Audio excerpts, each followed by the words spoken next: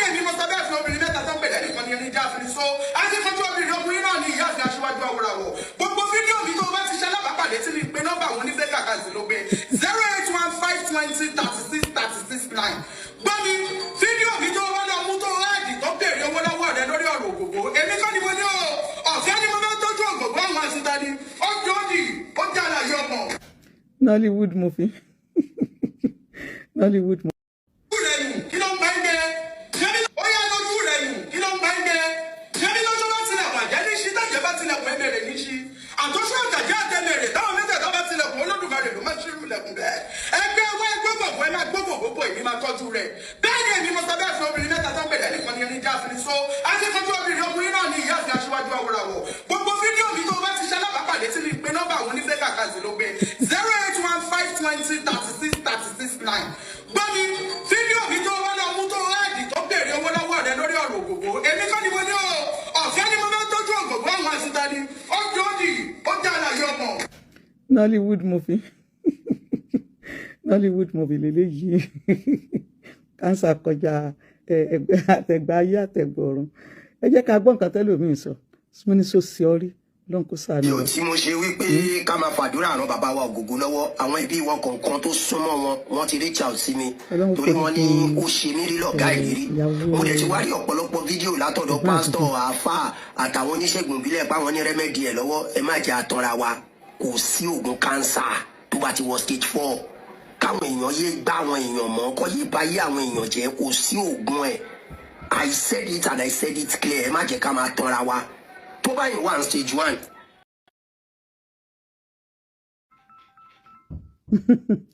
Ọlọ́run yóò forí jìn ìyàwó ẹ̀gbọ́n àdúgbò ó ṣèyàn láàánú púpọ̀ púpọ̀ nítorí tó jẹ́ pé ọ̀dà yìí wà very real nítorí tó jẹ́ pé ó ti ṣe wọ́n rí ọ̀pọ̀lọpọ̀ wọn mọ̀ sọ wípé ẹgbẹ́ wọn lọ́dún òyìnbó ẹgbẹ́ wọn lọ́dún òyìnbó ẹgbẹ́ wọn lọ́dún òyìnbó ìlú òyìnbó gan ni cancer pọ̀ sí jù àwọn náà ń die of cancer they die of this chemotherapy ṣùgbọ́n nǹkan táwa dúdú kàn nídìí ni wípé we need to be more real a gbọ́dọ̀ wà sincere pẹ̀lú àwọn à ń jáwé à ń jágbò wa kó bàa lè ní ìtumọ̀ stage 4 cancer kò kí ń ṣe nǹkan téèyàn fi ń ṣeré ó ti tàn ká àti lè tanra wa jù. kódà ẹnìkan sẹ́ndì sí WhatsApp mi wípé kí n lọ sọ fún wọn pé òun ò fi omi wò ó mo ní kí àwọn náà kan gbé sí orí péjì wọn tó bá ti wà lórí péjì wọn wípé people will share it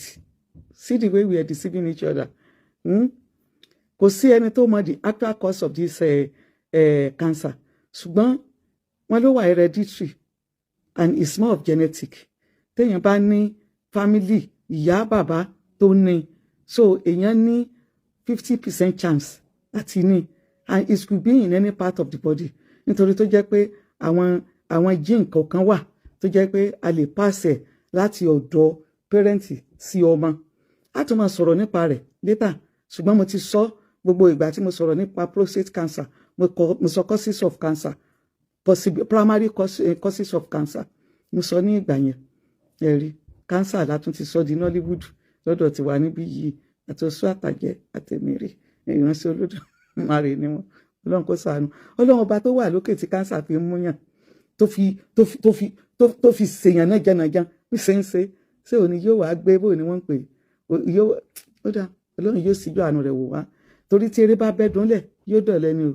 Ọlọ́run ò ní jẹ́ kí eré wa kó bẹ́dùn lẹ̀ kó dọ̀lẹ́ eré tí wọ́n bẹ́dùn lẹ̀ ó dọ̀lẹ́ ni òun ló jẹ́ kí gbogbo èèyàn orí wọn bí ìgbà tó jẹ́ pé nǹkan táwọn lè ṣe ni kánsà òun lẹ pẹ̀lú ẹ̀ fi dá lálẹ́ garaga ẹ̀sán tó bà mí lẹ́rù jù láyé torí tó bá rí wọn lọ hospital téèyàn bá jorí ahun èyí ò sọkún síbi chemotherapy lèèyàn fẹ́ wò ni àbí nígbà tán bá wà ní dá palliative care tó jẹ́ pé ẹ ń wò wọ́n tẹ́ mọ̀ pé ẹni yìí we definitely go tó astagfirullah Lédùmarè síjú àánú rẹ̀ wò wá àmín.